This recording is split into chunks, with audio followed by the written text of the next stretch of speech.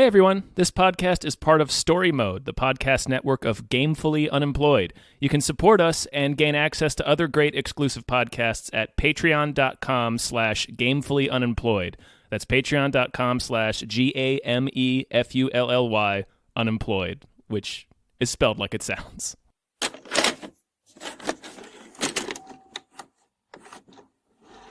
Hi, everybody. Hello, everyone. Hi. My name is David Bell. I'm Tom Ryman. And we just watched The Irishman. Irishman. The Irishman. Attorney at law. Sure. Sure. Why? Who cares? Who cares? Gives We're a all fuck. fucking 60 years from now, we're all dead. Frank Sheeran. Am I saying that right? Yeah, you said it right. Under the contract, management can only fire a driver on very specific charges. So, you ever show up late? No. Do you have any moving violations? No. Do you drink on the job? No. Do you ever hit anybody? On a job? Yeah. I don't think so. All right, then. We don't have nothing to worry about. Shit. So there wasn't... there was some stuff coming out this weekend. Jumanji. I think Jumanji's next weekend. Oh. Sure. I don't know. I think This you is made coming a out. huge This is fucking mistake, well, hold on. Dave. This is coming out next Monday. So that's, I don't know, man. The point is, there wasn't that much this weekend or anything that didn't need to be covered any more than this. This is on Netflix. We figured we'd get around to it because we both really wanted to see it. I don't know why I'm justifying seeing a new movie. Well, that everybody's talking this about. This weekend we have Dark Waters, The Aeronauts. Like there really isn't much this weekend. Jumanji is totes next weekend. Okay. Fine. So whatever. Tom, what did you think of The Irishman? I liked it. Me as well. I really liked it. Also, in addition, I too as well. Also, yeah, this is. I hadn't really thought about this movie as it came up. No, it was getting a lot of coverage and everything, and you know, it's a Martin Scorsese film that's being released directly on Netflix with a crazy cast, and it didn't really. None of that really stuck in my mind until I sat down and watched it, and was suddenly like, "Holy shit! This is a Scorsese film." I love those. What's the last one he did? It wasn't Shutter Island. There's got to be something. Oh no. Why? Fuck. Silence. Oh, I still have to see Silence. Fuck! I'm so excited about seeing Silence, you guys. It's another long ass movie, but yeah. Yeah. And so I don't know this. Oh yeah, and Wolf of Wall Street he did. Since The Departed. That's fine. Yeah, it's been a while. Like The Departed was the last one that was like felt like old school Scorsese, where it's like, look at this fucking cast, and look at this fucking movie. You see it? You see this fucking movie? Good. Yep. And so, fuck, man. Yeah. It's got De Niro. It's got Joe Pesci. Joe Pesci for the first time in a very long time. Well, he's retired. Yeah, last thing I saw him in was The Good Shepherd. He made a cameo in that, which was, I believe, directed by Matt Damon, right? I think so. But yeah, Pesci had been retired for years. Yeah. And apparently Scorsese had to ask him multiple times to get him to agree to be in this film. Yeah, I mean, it's directed by De Niro. Sorry, The Good Shepherd is directed by De Niro. That makes more sense. Yeah, and I'm so glad he was in this film. And then you have fucking Al Pacino. Al Pacino in a supporting role. Is Al Pacino... I feel like I'm either missing an obvious one or this is legit. Has he not been in a Scorsese film? Mm-mm. Wow. This is like when Jack Nicholson was in The Departed. I was like, surely Jack Nicholson's been in a Scorsese film. And then I looked into it and I was like, no, he hasn't. So there's something, I don't know, kind of amazing about that. Because people like De Niro and Al Pacino, they're kind of phoning it in a lot, I think, lately. Oh, for sure. Yeah, cool. You get to that stage of your career, you're just like, fuck it. And like The Departed, it was Scorsese showing up and being like, yeah, I'm going to act like I'm someone from your era who you respect. So it's great to see these actors giving it their all. And I got to say, I think Al Pacino did great as Hoffa. Yeah, he's really fun. Like it's weird to call it a fun performance, but it is. It is, and it's not fully Pacino. No, he goes full Pacino in a couple of parts, but he does, but it has that loudness of Pacino, but it feels like not just watching Al Pacino. Does that make sense? Yeah, it feels like he is playing a character. Yeah.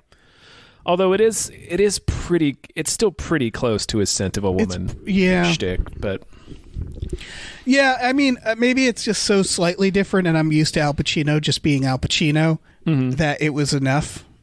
It is more of the muted Al Pacino than we've been used to seeing in recent films, for sure. Yeah. So this is it starts in a nursing home with a nice winner. And it's basically Robert De Niro playing Frank, just going through his life. Yeah, it's him. I can't tell if it's a confession to us, to the priest that we see towards the end, or both / neither. I think it's to us. Yeah, it seems like that. I don't know. At first, I assumed it was going to be his daughter. Yeah, but nope. Nope, certainly it's not. And that's all I thought it was going to be, is like, okay, this is a journey through this guy's life as a hitman, as like kind of just a tough guy. Yeah. And then it becomes something different that I did not expect. Yeah, well, I hadn't paid attention to the making of this movie because I was just like, all the press that was coming out about this movie. I was just like, well, I'm going to watch it when it comes on, so I'm not really, all I need to know is that it's Scorsese, it's a mob movie, and it's got these guys in it. Fine, I'll watch it. Yeah. So I didn't know until like a week or two ago that it was about Jimmy Hoffa. Yeah. Well, I didn't know. No, I didn't know going into it. When Jimmy Hoffa showed up, I was like, oh, cool, a nice Al Pacino cameo as Jimmy Hoffa. Like, I didn't even think about Al Pacino being in this movie. Mm-hmm. And then he just stays in the film, and it was like, oh, shit. Yeah, that's what this is about. Yeah. Like, this is Scorsese's version of the murder of Jimmy Hoffa. Yeah, and it's based on a book called So They Tell Me You Paint Houses, I think is what the name of the book is called. Right, but which they do as a title in this. Yeah, yes. And that book is based on testimony, and this isn't just like Scorsese being like, well, what if it was this? This is a theory. Oh, okay. That Frank Sheeran was directly involved in Jimmy Hoffa's murder. Okay, that checks out. Mm-hmm. Yeah, it's so it starts with him as a delivery truck driver. Well, it starts with there. How many different ages in this? 4? 3 or 4. De Niro himself is like 4. There's old ass De Niro. Then there's old De Niro. Then there's like middle-aged De Niro, and then there's young De Niro in the war. Now we need to stop and talk about this for a second. Okay. The de-aging effects in this movie are not great. Yeah, I would say when they bring him back to like his 20s in the war, I was like, like too much. Middle-aged De Niro looked all right because I was like, oh, this kind of looks like what De Niro looked like in like Ronin. Yeah. The problem is, and it's a problem you can see a little bit in Captain Marvel as well with Samuel L. Jackson, is that they don't move like young men. I was about to say the same thing. When De Niro goes to kick that guy's ass, they have a few times when De Niro gets physical with people. And you can tell, it reminds me of Clint Eastwood when he was doing like still like action movies. Yeah. And they would have to sort of cut around the fact that he couldn't move fast. Yeah, that he can't fucking move. Yeah, it's that. It's he moves like an old man. Right, he moves like a brittle scarecrow. Yes. At every age. And it works more for it works better for Joe Pesci because Joe Pesci's not he doesn't really he's never young in it. he's never young, and he's never very mobile. It's an interesting role for Joe Pesci because he's not explosive or hot-tempered. He's very even. He's like the wise old man, and he's very quiet in the movie. Like this is I think the most subdued I've ever seen Joe Pesci in a movie. He's subdued in The Good Shepherd as well, but I think it's just because he's old. And Pacino is only de-aged maybe I don't know 20 or 30 years. Yeah. But I think he pulls it off a little bit better.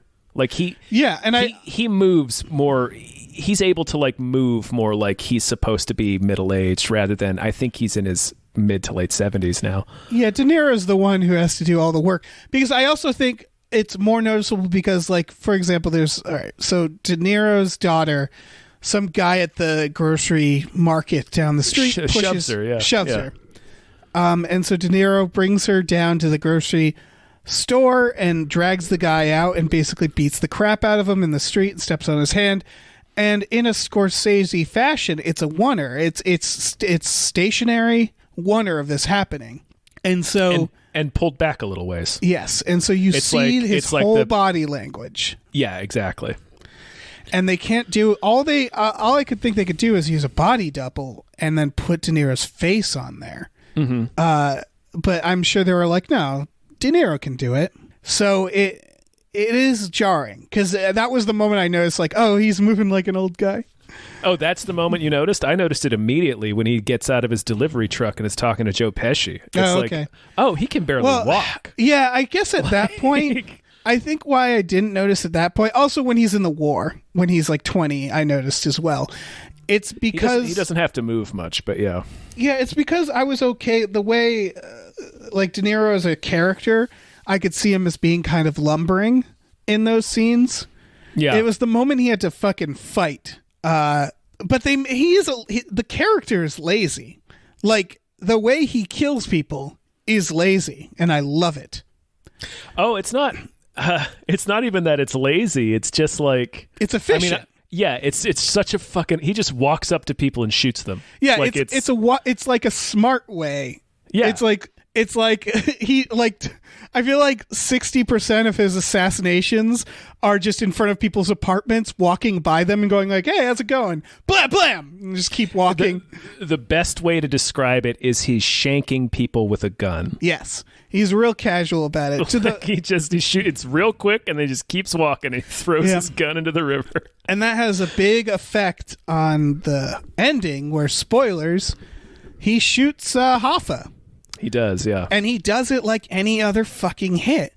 And I loved that. Mm-hmm. They bring him into his house. They trick his son, who is played by Jesse Plemons. Jesse Plemons. Yeah. Which, that's one of my favorite treats of a Scorsese film, is seeing like young actors in these scenes. Because Jesse Plemons is sitting there and he just like in between takes goes into the bathroom and just goes, oh my God, oh my God, oh my God, oh my God. Right. Because he's working with like Al Pacino, De Niro in a Scorsese film. Right. He's driving a car that has a very fun conversation scene. Yeah. He's driving a car with De Niro and Pacino in the back seat. Can you imagine? Oh my God. Yeah. Driving those two around while they bitch about fish. There's a lot of improv in this movie. From what I understand. And another thing I wanted to say, now that we've talked about sort of the de-aging effect. Also, I think another aspect of that is De Niro is wearing lifts in a lot of scenes, so that might affect how he's walking. Yeah, because Pesci's supposed to be real short, I guess. Like, oh no, Hoffa's supposed to be short. Mm-hmm. Yeah, but I think he and De Niro are the same height. Yeah. I'm not positive though. But anyway. Yeah, so he's walking like Frankenstein. Right. I have seen a behind the scenes photo of him filming a scene wearing the lifts, and they are literally Frankenstein boots. Yeah, they're huge. It's very funny looking. I like the attention to detail, but it's like I would have never known Hoffa's short. Yeah, like that doesn't really matter. Yeah. But yeah, I mean, you don't make him a basketball player, but it doesn't matter that like De Niro needs to be like a head taller than him. Anyway, it was important to Scorsese. Yeah, that's true.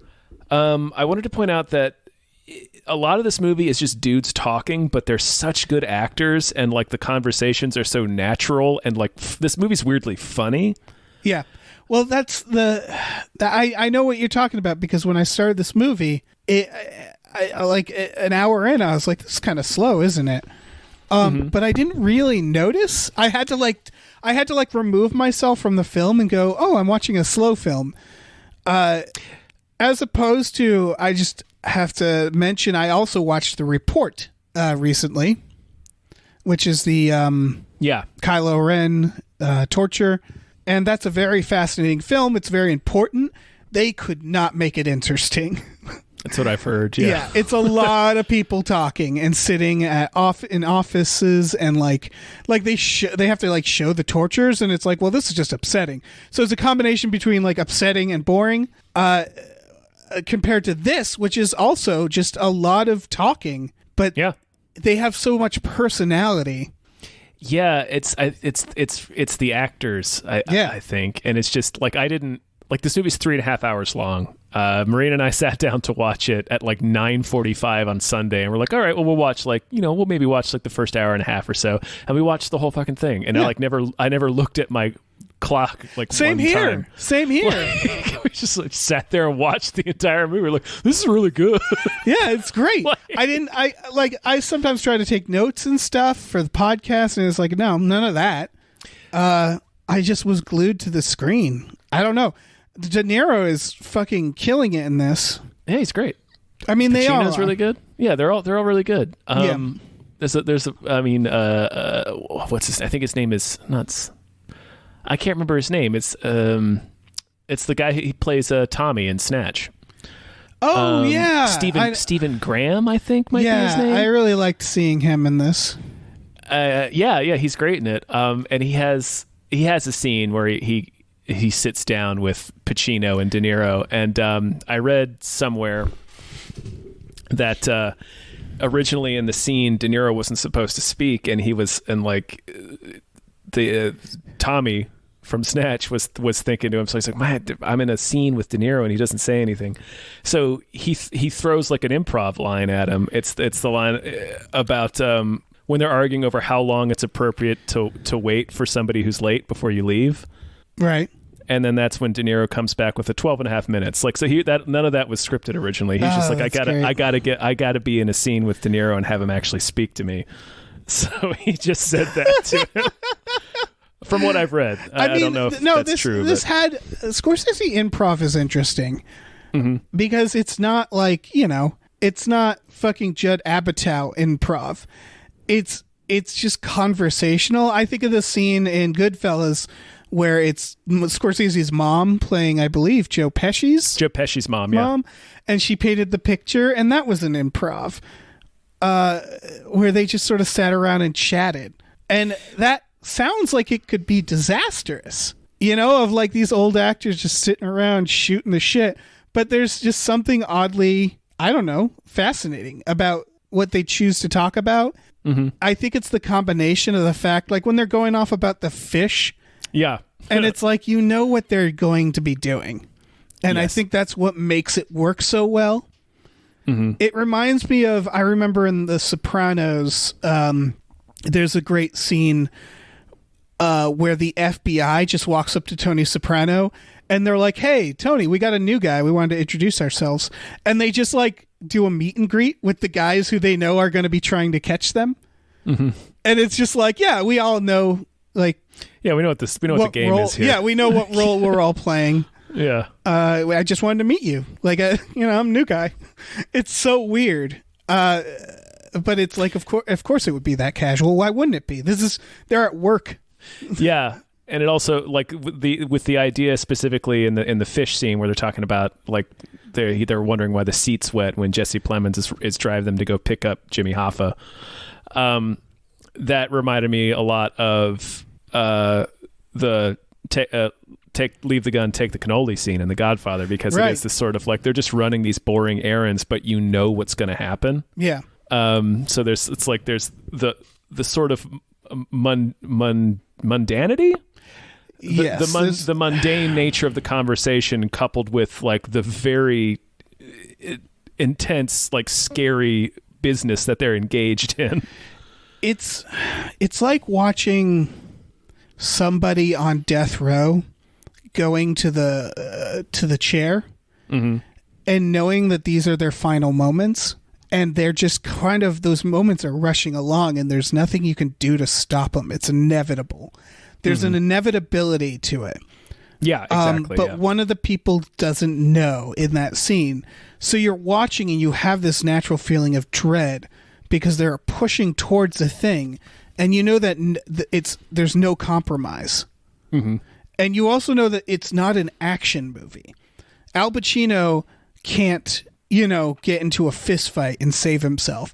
De Niro can't suddenly save Al Pacino. As they put in it, don't they say it is what it is? It is what it is, yeah. It is what it is. Like, there's just such a good line. There's nothing he can do about it. Yeah. And there's that scene that where De Niro, they're driving up to go to this wedding, which is to Ray Romano's wedding. So it's Ray Romano's daughter. Like, Ray Romano plays Joe Pesci's cousin, who's a big union lawyer. Like, he's a mob lawyer. He's fantastic in this. Yeah, he's pretty good. Yeah, in these scenes. And that's when De Niro learns, like, oh, they're going to kill him. There's nothing you can do. And then they're like, you have to get on a plane to Detroit. And, like, the realization he has to do it. Yeah. And he gets on the plane, and there's the part where he's just sitting in this plane, and there's no going back. It's, again, that feeling of it's I think about another weird comparison, the movie Final Destination, when he gets on the plane and he's nervous, and then it just starts to go, and like, okay, no turning back. It's whatever happens is inevitable right now. And it's that again with the plane, where it's like he's on the plane, it's moving, he can't get out of this. Like, and he doesn't want to. Right. Yeah. It's they established through the film that, like, he and Jimmy Hoffa are very close friends. Their families are friends. Like, he's like essentially an uncle to his daughter, who he has trouble having a relationship with. So it's like, he's like this beloved figure in De Niro's family, and he has to go kill him. Yeah. He's the only one his daughter likes. Nothing he can do about it. Yeah. I heard something about the fact that Anna Paquin has very little lines in this. I didn't see what the coverage was, but watching it makes sense because she's pissed. Yeah. Oh, yeah. Like, the whole point is she doesn't talk to him because she hates him. Right. As a little girl, she's afraid of him. She's scared of him. She's scared of Joe Pesci. And then as she gets older and she realizes, the full scope of what he is, like, she just hates him. Yeah. And, like, some of the only things she says is after they get the news that Jimmy Hoffa's disappeared, like, she's staring right at him, and she says, his wife asks De Niro, it's like, have you called Joe, Hoffa's wife, yet? And he's like, no, I haven't called her yet. Oh. And then Anna Paquin was staring at him from across the room, and she says, why? Yeah. And he's like, huh? She says, why? Yeah, and then I think she specifies, why didn't you call her? Yeah. And then, she asks why flat out, like, twice. And he's, like, stumbling through it. And then she says, why didn't you call her? But, like, we know that she knows. She knows exactly what happened. She knows what he did. The coverage of it was Scorsese gets a lot of... Scorsese's not terribly good with women. Like, there's usually not many meaningful characters in his meaningful women characters in his movies. Yes, and there isn't in this movie. No, like, I get her character. It's like, that makes sense, but there's other women in this movie that also don't get many lines. Like, it's not right. It's just it's a problem. It's just they're always always the wives. Yeah, which I get for mobster movies because fucking what's her name in probably Juliette Lewis in Cape Fear. Cape Fear. I was also thinking Goodfellas. Karen. Yeah, the wife who is the fucking psychiatrist in The Sopranos. She's killing it in that movie. Lorraine Bracco. Damn it, I couldn't think of her name for a second. I like that. That's especially because they switched to her narration. Like, her explaining why she's into. Well, the movie is actually, portions of the film are actually told from her point of view. She's closer to, like, portions of the film are actually told from her point of view. Yeah, he does. He'll do that thing where, because it's the mob wife trope is very interesting because they usually know what their husbands do. They can't hide it. They're usually kind of Lady Macbeth, sort of like like Laura Linney in Mystic man. River. Yeah, but hers is like a reveal where you realize she's worse than him. And she's quite Jesus. literally Lady Macbeth. Yeah. in a Mystic River. Jesus, Laura Linney. Yeah. It would be nice. I would love to see Scorsese to make a movie from that perspective. Yeah. Only. But he loves, I don't know, he loves showing the whole. He loves his dudes. I don't know. Yeah, and it also doesn't. This movie, a lot of his movies, it's not crime paying. It's never that. Like, this movie ends with such a good scene with De Niro being the FBI, I believe, are talking to him, and he's an old man. And they're asking him about Jimmy Hoffa, and he's like, you'd have to talk to my attorney. And they're like, your attorney's been dead. Everybody's dead but you. Everyone is dead. Yeah, they're like, this isn't about like catching anybody.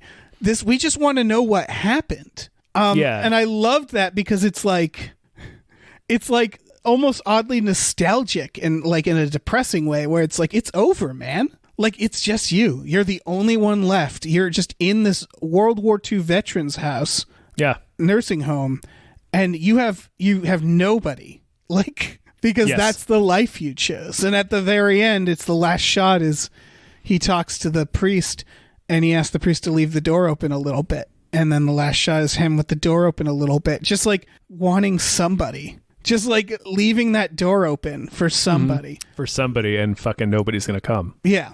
He is utterly alone in this rest home. Yeah. It is brutal. And that's, I was going to say, that's Scorsese. Like, the one thing, he doesn't make movies where it's like, oh, and he got away, isn't it cool? Like, the most is Goodfellas, where he's like, I snitched on everyone and ran away like a coward. Well, yeah. Like, it's never glamorous. Yeah. That's part of it. It's like I think that's why Scorsese gets away with these types of movies for so long, is that like the murders in them are quick and brutal and unceremonious. Yeah. Like when he kills Hoffa, it's basically they go into the house that his son brought him to. Hoffa looks around, the house is empty, and he says, let's get out of here. Turns around, and De Niro shoots him in the back of the head. Yep. Right at the door. Just immediately. Yeah. And it doesn't we don't get like a hero shot or anything. It's just the same static shot. And Pacino just kind of goes like, oh, yeah. Like he's just like, this last little like burp. It's like so, like you said, unceremonious, undignified. Like they don't like, there's no like melodramatic music swell. It's he's so just another like, guy. Yeah. Like he goes out like a henchman. It's the same with The Departed. All the death in that is just like blam. It's done. And I don't know. It's so much more. I think The Departed's a little more operatic than this, though. Yeah, I mean, The Departed, because there's so many. Yeah. And that scene where it's like it keeps happening one after another. But like DiCaprio, spoilers for The Departed, I guess. DiCaprio's death is just like you don't see it coming. It's so sudden. And I guess that does make it dramatic. But it's the suddenness, like you're saying, no music, no, like that's what makes it dramatic, is the fact that it's so unceremonious. It works just very well. And I think this one was extremely good for that reason. I'm wondering what they told his son, because they say the son didn't know. Yeah, I don't know. I feel like they drove off quickly with him. But like he's gonna know his dad went missing, and then he's gonna be like, "Hey, wait a second." I assume he's like in it all as well, and like knew like, oh, there's nothing I can do now. No need to. I don't know. Yeah, I think in the De Niro says in the movie that he didn't know it was going on. Yeah, and The Sopranos did this as well, as when people were killed, their loved ones would have to just sort of accept it, because it's like, what are you gonna do? What are you going to become a vigilante? You're going to become the Punisher? No, you're in this. Like, this is your life. These are your friends and family. Yeah, I assume he must have realized it after the fact, but yeah, and then had to accept it. Was just I think he just thought he was driving his dad to a meeting. Yeah, what a great film. Yeah, it's a really good film. Joe Pesci, they make him. Oh man, Joe Pesci is in the prison where he's all old. Yeah, and they all go back. They all go to jail for Hoffa's murder. By the way. Oh yeah, or for other things, but like it's the FBI comes down on them, and they can't connect any of them to the murder or what they believe is a murder because Hoffa is still classified as a disappearance. He was declared dead in absentia. But they find them all, they convict them all for like different crimes and give them like the maximum sentence. Yeah. Like De Niro gets 18 years for well, it's funny because he says a couple things and he goes, and some other junk I don't remember, and they freeze frame it, and murder, it's like murder, assault. It's like all these horrible crimes. They do the use of text in this because again, it's about consequences. It's about I think because oh, go ahead. Oh, just because Scorsese's an old man now, so he probably thinks about this more. Of like these people get old. The ones that don't die, they get old, and what happens to them? And like it's the same as anything else. That's like when he learns that Ray Romano died. They go, he died, and he goes, oh, who? Who did it? Like something like that, and they're like, cancer did it. Like, it wasn't a hit, you old mobster. It wasn't a hit. He's just like fucking 78 years old. He smoked cigarettes his whole life. Like, what do you? But they freeze frame on the characters that get shot. Like they tell us how they died later, which I really liked. And the deaths are always shot in the face 8 times in a parking lot. Right. They're always so over the top, like shot 5 times in the head in his driveway. It's like, good God. Blew up by a bomb on his porch. Yeah, like, holy shit. A nail bomb on his porch. That was that one guy. And it's always, they do it in these scenes where it's like they're going into a meet and they're all like, hey, they're all being like jovial and like sitting at a fancy restaurant table or like sitting at a country club, and then it'll freeze frame briefly and just slap the text on top of the character like, this guy's horribly murdered in about 6 years. Yeah. Except there was one character that they freeze framed on and was like, well liked by everyone, died of old age. Yeah, I like that as well. The one guy who got out of it. Yeah. Oh, that's terrific. Yeah. Like Scorsese, I think he's always been about consequences, but this was the most consequence-filled movie I felt. I think because it might be the only one that's told from the perspective of a very old man. Yeah, that's true. So it's all like, in it's retrospect. all about, because you pointed out, he's an old man. All of his old Goodfellas buddies are old men. Mm-hmm. Like it's like he's thinking about his own mortality a lot. So he's looking at it from that, and about legacy and stuff like that. Yep. Yeah. They do the part where he's in the nursing home, and the nurse sees the picture of his daughter with Jimmy Hoffa. Yeah, and he's like, "That's Jimmy Hoffa," and she's like, "Who?" And that was perfect. Like, at first she says, "Oh." Oh, right. And then he's like, you don't know who Jimmy Hoffa is, do you? Yeah. And she's like, no, I don't. And he's not mean about it. That's the other thing is when he's old, he's like, he's trying. He's like, that's what makes it great is he's trying to connect. He's burned all his bridges and he's a friendly old man.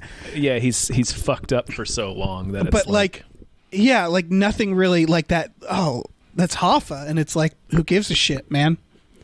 Like it wasn't for anything. No, and it's like he's a footnote.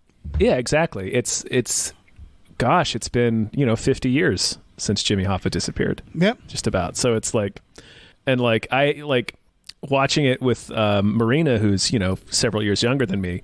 Like we had to, I like she didn't know who the Teamsters were. She didn't know who Hoffa was, and so like I started trying to explain it, and then I realized like I really only know the broad strokes of what this is. That's the thing. So we had to sit there and like look it up and be like, oh, okay, this is what he was. Like I knew he was a union leader, and I knew Teamsters was the union, and it was mob connections because it's shipping and everything.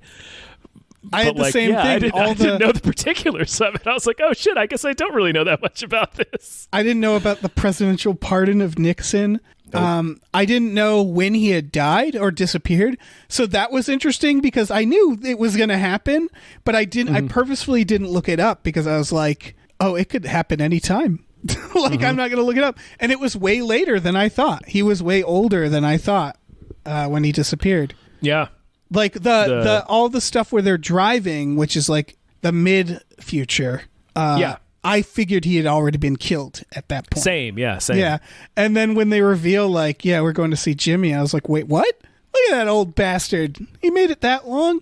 Yeah, he's old as fuck. All the Kennedy stuff. The scene where fucking where they learn that Kennedy was shot, and Hoffa just sitting there. He sits back down and continues eating his pie. Oh, it's so good. Or his ice cream. His ice cream. He loved and then the ice cream. he goes up on the roof of the Teamsters Union headquarters and makes them put the flag back at full mast. Oh, that's terrific.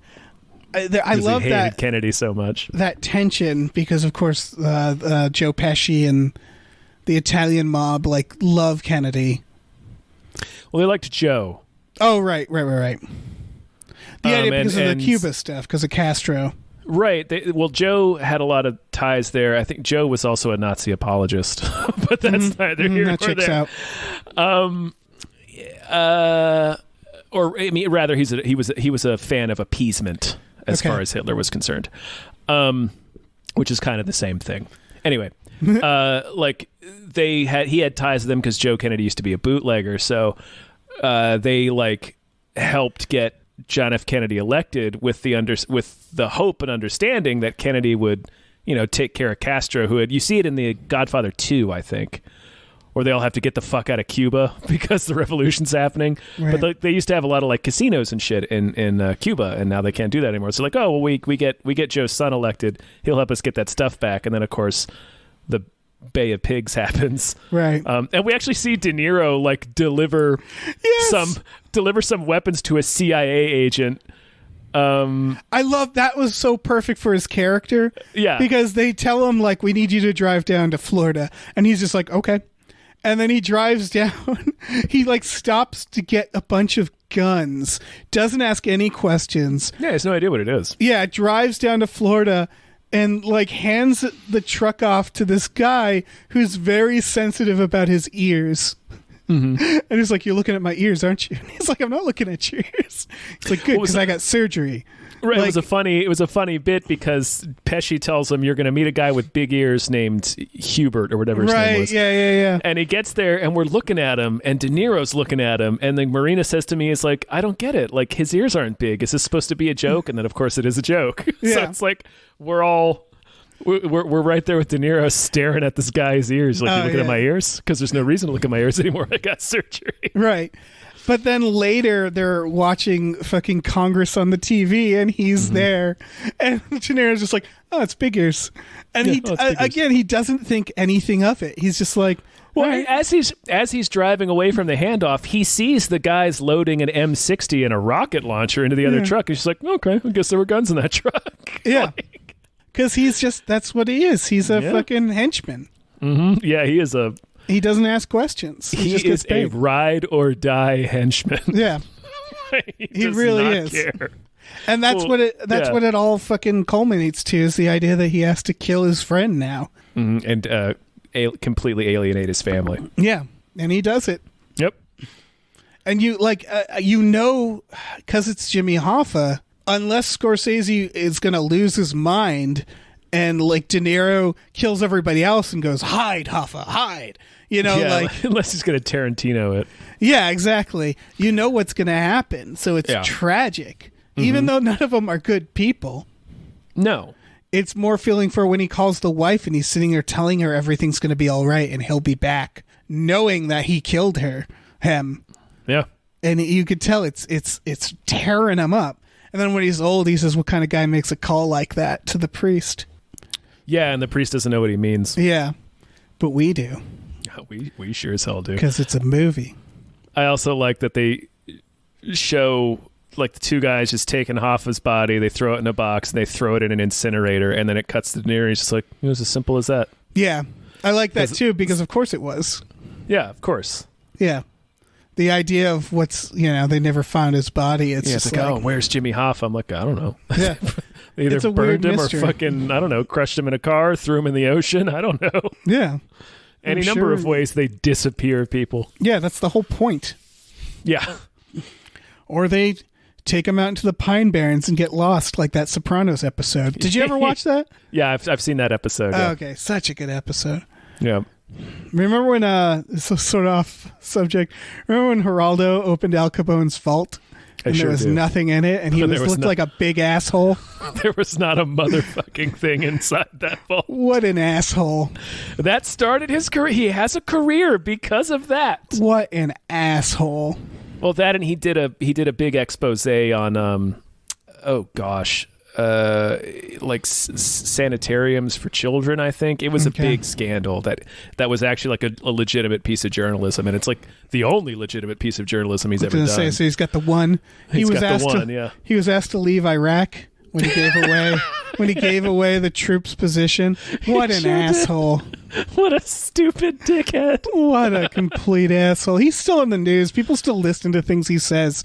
And it's like, why is anybody listening to you? He had the one thing 38 years ago. You spent hours opening Al Capone's vault and there was nothing in it, you asshole. I remember that. Not even a dead rat, you fucking piece of shit. Barren. It was completely empty. It was like someone went in ahead of time and scrubbed it clean. Right. It was like a gag. It was like an Ocean's film. Yeah, it was. Oh, Geraldo, you fucking asshole. Oh, man. Yeah. God, who else was in this film? There was a lot of good people. There's a comedian named Sebastian Maniscalco. He briefly showed up. Is that the comedian scene? Which was very fucking good, fellas. Yeah, that was super good, fellas. No, Sebastian Maniscalco played Crazy Joe. Oh, okay. The guy he kills in the pizzeria, I guess, with his family. Right, yeah. Oh. Yeah, all the times he's like watching the news or reading the newspaper about the thing he just did, and his daughter's staring at him. Like, again, they set it all up. They said a lot. They do this thing where Joe Pesci creeps out the daughter. She's scared of him. Yeah, and she loves fucking Hoffa, and it sets up that weird like Jimmy Hoffa. She thought of as a legitimately good guy because he was fighting for the workers, or at least. And of course, he was very charismatic, and you know. And so, and the idea that, it's sort of Joe Pesci that, she kind of makes him. They don't tell him until it's too late what's happening. Yes. Yeah, it's like the day of, he's supposed to go drive up and meet Hoffa for this meeting, and he's like, we're not going. Yeah. You're going to fly up, but we're not going. Yeah. And so there's that just weird triangle between the daughter and these two guys, and then the one she likes dies, and she keeps seeing these horrible murders in the news that she just knows is him. Yep. Yeah. And it all kind of culminates, and then establishing him as this henchman. It's a very good movie because it is a lot of talking sprinkled with these occasional bursts of violence. But it all serves this one thing, like this building tension between a man having to shoot his friend. Yep. And the man doing it because that's just who he is. That's just what he's been trained to do, conditioned. And then that exploding, but again, not even exploding in a dramatic way, just like his family is done with him. Right, that scene where she asks him why didn't you call his wife? Like after that, his narration comes in and he says, "I lost my daughter that day. She never spoke to me again." Yeah, and then it's so understated, but it's like, that's it. And then when he's older, they go to the funeral, and she's just like she's there, but she's not talking to him. He goes to the bank, and she walks away. Like, you don't feel bad for him because he's. You feel a little bad for him, but it's because he's walking in there on two canes, like. Well, because they also do a good job at making you understand where he's coming from. Again, he is a murderer. Like he is a sociopath, but they start it by establishing him as a soldier, and even when he's a soldier, he's a sociopath. But it's he does some fucked up shit. Yeah, but a lot of people did fucked up shit, And so it is because he talks about how he makes them dig their graves. And he was like, it's so weird that they did that. Like I was going to let them go if they did a good job. Right. He's like, it's weird that they kept digging. Yeah. It's like, I don't know what they imagined was going to happen. Right. And that's not every, not everybody who fought in a war did shit like that, but you hear stories like that. But it still established him right away as like, oh, he's a real sicko. Like just from that sequence, the lack of remorse when he's going to shoot them and stuff. Right. more than establishing that he's a sicko, it establishes that he's crossed that line already. Yes, and that, so it's like he can kill people very easily. Right, and they talk about him like a soldier. They compare him. You know, they say like you know this stuff. You were in the war, so he thinks of it that way. He's kind of like never left that mentality, and so it's just about a guy doing what he's told to support his family and not really thinking about it. And just it's so good. Yeah, it's a good movie. I really like this movie. Yeah, people should check it out. Yeah, you should watch it. It's on Netflix. It's 3.5 hours long. If you have the time, definitely I would suggest watching it all in one sitting, but it breaks up easily enough because it is this story about a guy's entire life pretty much. So yeah, but these days I think it's never been a better time for fucking epics, because if you can binge watch The Mandalorian, you can watch this movie, you know? It's just like, think of it as binge watching a miniseries. Yeah, kind of. Yeah, there's no breaking point. It's a whole movie, but I mean, yeah, find the time, find a nice Sunday afternoon, gather the kids. Oh yeah, make the kids watch this movie. It's a very important lesson that they need to learn. Yeah, about life and about history, about the Teamsters Union. Yeah, and about I don't know, the fucking what's his name, Jimmy Hoffa? Nixon, Nixon and the Kennedys. The Kennedys' involvement with organized crime. It's got everything. It's got politics. It's got Robert De Niro slowly murdering people. Yeah. Shambling around like a fucking brittle ass skeleton. It's funny. I did notice it less than you because I was just. That's the other thing is the de-aging. I don't know. Yeah, he's younger, but Robert De Niro is one of those guys who always felt old to me. And they did. You know what I thought was interesting is Joe Pesci, who's probably the same age as De Niro. They make him older than him because they realized they just could. Like they could if they're in a de-age, it's like fuck it, let's make, because they call him old man. Yeah, and I was like, you don't have to call Joe Pesci old man. He might be younger than you, De Niro. It was that first scene where it's like they pull over. He's driving his truck, and Pesci comes and helps him fix his truck, and Pesci keeps calling him kid. Yeah, like I was laughing my ass off. Yeah. It's like he's not a kid. It's so silly. He's a fucking 78-year-old man. They should make him. They should de-age him to digital paint on his face. They should make him a 7-year-old. I want to see a 7-year-old boy. Yeah. De Niro walking like an old man around playing stickball. Yeah. Just jogging those bases, huffing and puffing. With a big lollipop. Yeah, big lollipop. I wanted to talk about just Pesci in the jail. That was also... Oh, Pesci in jail was awesome. Just like he goes out with a whisper. Like they wheel him off. And that's the thing where he's like, I'm going to church. And he's like, why? And he doesn't realize what Joe Pesci already knows, which is what De Niro does at the end, is he goes to church. Because it's the realization that like I'm hitting death, and I've never thought about like the idea of hell until right now. Or even just even that, just like having no comfort. Yeah. Having no one to tell you it's going to be all right, or like, and he says like, what, I forget what the line is. He's like, he went to church and then he went to the prison hospital. Then he went to the infirmary, and then he went to the graveyard. Yeah, and that's it. That's it for Joe Pesci. Again, it's all very... Even the dying of old age is unceremonious, because it's just because it kind of is. Yeah, they're in prison. They don't have anybody. Yeah. Everybody, all their friends are dead, and then, and then they just die. Yeah, it's bleak. Yeah, it's... But really good. But a very good film. I didn't leave this movie feeling bummed out. No. And I think it's because, again, they're kind of monsters. Yeah. So you're just kind of watching and like, I don't know. I was really like impressed by the storytelling. So I spent the movie just like when it ended, I was just like, oh, fuck yeah. Because of that shot. Yeah, it's an excellent shot. Yeah. Yeah. A lonely old man. Hell yeah. Yeah. Fuck that old guy. Woo! He's going to die filled with regret. Whoop, whoop. Whoop, whoop. Oh, shit. Yeah. All right. That's all I got. Yeah, I think that's a sode. All right, guys. Thanks for thanks for listening. So much for listening to us talk about this epic movie. Yeah, if you're interested, we have a Patreon, patreon.com/gamefullyunemployed. We have exclusive podcasts like Tom and Jeff Watch Batman and Fox Mulder is a Maniac, and a bunch of other tiers. Check that shit out. And we just added a new tier. We're trying out a new tier where you can produce Hypecast, right? You get shout out on Hypecast. You get a shout out on Hypecast, and you get merch. I think there's a mug right now. I'm trying to figure out how to do like a regular merch thing, where like every 3 months you get a fucking thing. But right now we got a mug with Sheev on it. A Sheev mug, Emperor Sheev Palpatine. Mug. Yeah, which Sheev.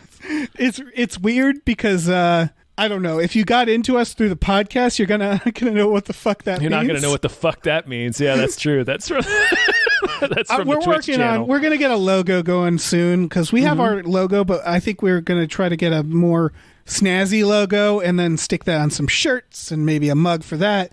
Make that a tier. So keep your eyes open. Speaking of which, we got a store, tvpublic.com/store/gamefullyunemployed, where you can check out all of those items like t-shirts, mugs, stickers, posters, whatever you want. It's there. Look at it. Put your eyes towards it. Yep. Do that. Do it. Fill your eyes with the light that radiates from the screen when you visit that website. Just pour that radiation into your skull holes. Yep, until that's all you can see. Until it's all that possesses you. Let us possess you. Behind your eyelids, CRT Public Store. Put us inside of you. Yes.